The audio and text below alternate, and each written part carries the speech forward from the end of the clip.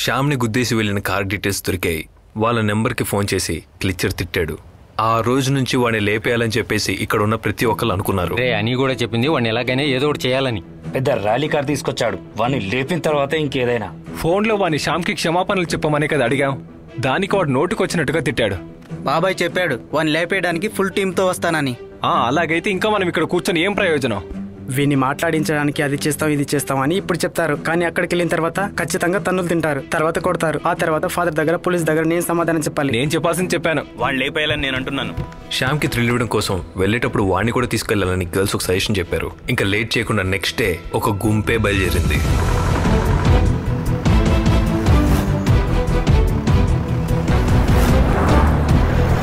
పెద్ద కోటీశ్వరుడు కొడుకేవాడు. ఊరు తిరగడం, మందు కొట్టడమే వాడి ముఖ్యమైన పని. అవును ఇదే. ఎవరది? మీ సార్ ఇక్కడ లేడా? పెద్దయ్య గారు అమ్మగారు ఓ పెళ్లి కోసం వెళ్లారు. ఎప్పుడొస్తారు? రేపు వస్తారు. చిన్నయ్య ఓ మీటింగ్ లో ఉన్నాడు. అన్న ఇటు రండి, మీతో ఒక విషయం చెప్పాలి రండి. ఎక్కడికి లాక్కెళ్తున్నారేంటి? ఇప్పుడే ప్రిన్సెస్ గారు ఒక్క నిమిషం వస్తారా?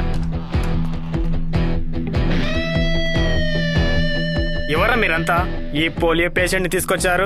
రే ప్రిన్స్, పోయిన 1వ తేదీ నువ్వు మందు కొట్టి ర్యాలీ కార్లో సర్కస్ చేస్తున్నప్పుడు పట్టుకుంది వీడికి పోలియో. అదే యాక్సిడెంట్. ఓ అది మీరేనా? అప్పుడప్పుడు నా బండి గురించి ఎంక్వైరీ చేసింది. అయితే ఇప్పుడు నన్ను కొట్టడానికి అంతా వచ్చారా? ఇలా చూడండిరా, పోలీసుల్లో రాజకీయాల్లో నాకున్న పరపతి ఏంటో మీకు తెలీదు.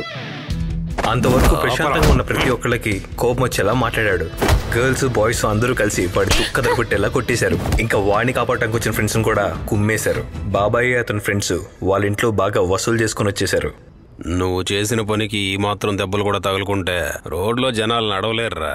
అందుకేరా మీ ఇంట్లో మీ అమ్మ నాన్న లేని టైం చూసి కుర్రాళ్ళందరినీ తీసుకొచ్చింది.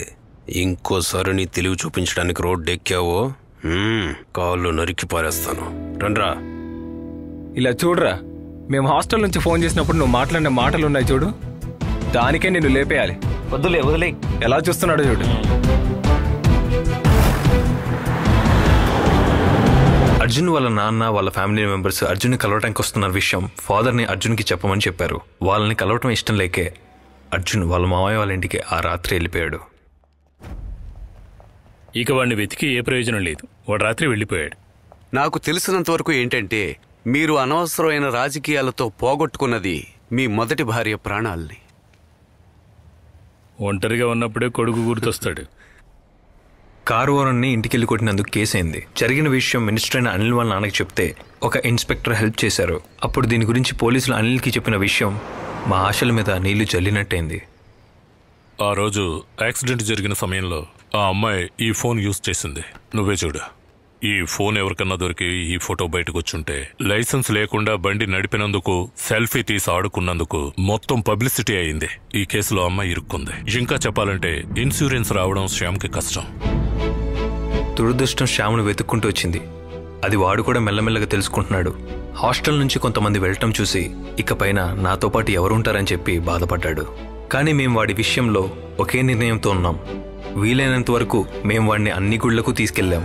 మళ్ళీ వాడిని పాత శ్యామ్లా మార్చడమే మా యొక్క లక్ష్యం.